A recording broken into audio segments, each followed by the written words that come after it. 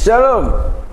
Nah, saudara, hari ini saya mau berbicara tentang bertumbuh di dalam kelompok sel atau kelompok kul.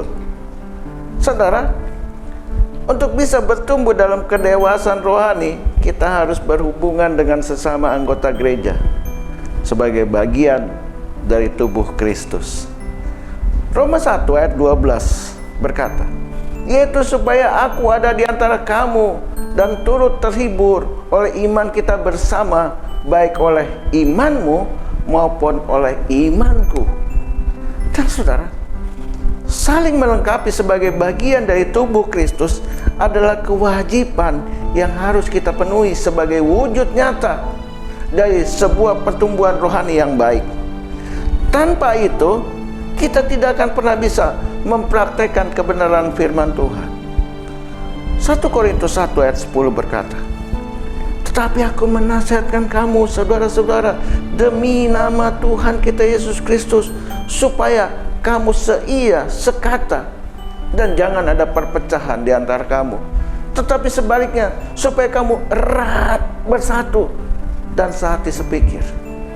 Saudara, di dalam Alkitab ada 56 perintah untuk kita membangun kebersamaan. Saudara, kita harus taat, kita harus lakukan. Kenapa? Waktu kita berada di dalam kelompok-kelompok sel, kelompok-kelompok kul yang lebih kecil, saudara akan bisa mempraktekkan bagaimana caranya kita mengasihi sesama, kita peduli terhadap sesama, kita bisa saling membantu, kita bisa saling menguatkan, kita bisa saling mendoakan, bahkan kita bisa saling berbagi dengan sesama kita. Di 1 Korintus 4 ayat 6, saudara-saudara, kata-kata ini aku kenakan pada diriku sendiri dan pada Apolos karena kamu, supaya dari teladan kami kamu belajar apa artinya ungkapan. Jangan melampaui yang ada tertulis, supaya jangan ada di antara kamu yang menyombongkan diri dengan jalan mengutamakan yang satu daripada yang lain. Orang yang terjebak dalam konsep bahwa saya tidak dapat bertumbuh kerohaniannya karena semuanya hanya bermuara pada dirinya sendiri. Anda tidak mau bergabung dalam kelompok kecil, dalam kelompok sel, dalam kelompok kul, karena Anda takut bersinggungan, padahal Anda membutuhkan mereka untuk memproses keegoisan dan kesombongan serta ketinggian hati kita.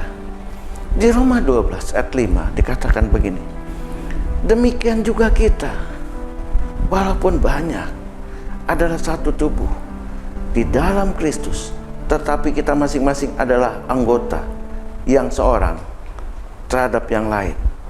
Saudara, melalui sel, melalui kul, kita bisa merasakan kebersamaan.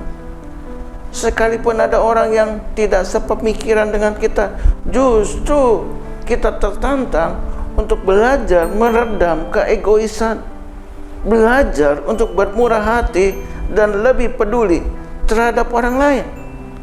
Di Efesus 4 ayat 12-13 dikatakan, untuk memperlengkapi orang-orang kudus bagi pekerjaan pelayanan, bagi pembangunan tubuh Kristus, sampai kita semua telah mencapai kesatuan iman dan pengetahuan yang benar tentang anak Allah, kedewasaan penuh dan tingkat pertumbuhan yang sesuai dengan kepenuhan Kristus. Anda tidak dapat meraih kedewasaan rohani sendirian. Anda bisa mencobanya, tetapi Anda akan kesepian, lemah, dan akhirnya berhenti bertumbuh. Tapi sebaliknya, semakin Anda melibatkan orang lain dalam hidup ini, Anda akan semakin kuat di dalam Tuhan. Anda akan semakin bertumbuh dalam kedewasaan rohani. Efesus 4 ayat 14-15 berkata, sehingga kita bukan lagi anak-anak yang diombang-ambingkan oleh rupa-rupa angin pengajaran, oleh permainan palsu manusia, dalam kelicikan mereka yang menyesatkan, tetapi dengan teguh berpegang kepada kebenaran di dalam kasih kita, bertumbuh di dalam segala hal ke arah Dia, Kristus, yang adalah kepala. Mari saudara, keluarlah dari zona nyaman dan bergabunglah dalam komunitas sel, dalam komunitas cool. Di sini Anda dan saya akan belajar mengasihi, belajar merendahkan hati, belajar menerima perbedaan, bahkan belajar bersabar dalam penantian dengan pengertian yang benar, sehingga kita tidak mudah salah paham.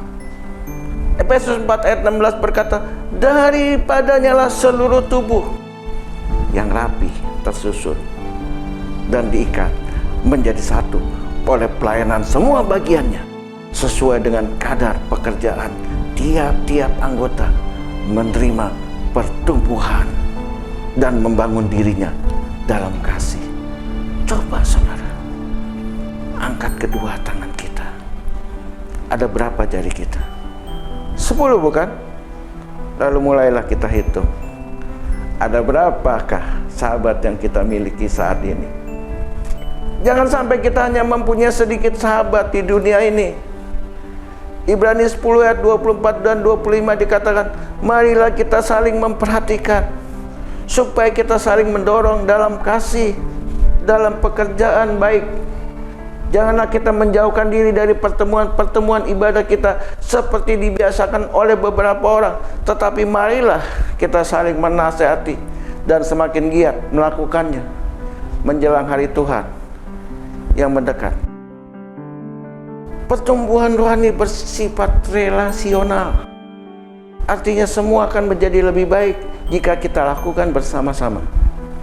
Masuklah dalam komunitas sel, dalam komunitas goal. Di sini kita belajar mengasihi, peduli terhadap sesama, membantu sesama, menguatkan sesama, mendoakan sesama, serta berbagi terhadap sesama. Kolose 3 ayat 15 berkata, hendaklah damai sejahtera Kristus memerintah dalam hatimu, karena untuk itulah kamu telah dipanggil menjadi satu tubuh, dan bersyukurlah. Saya berdoa supaya saudara membangun kesatuan tubuh Kristus, karena dari sana Anda bisa belajar untuk mengenal Kristus. Tuhan Yesus memberkati. Amin.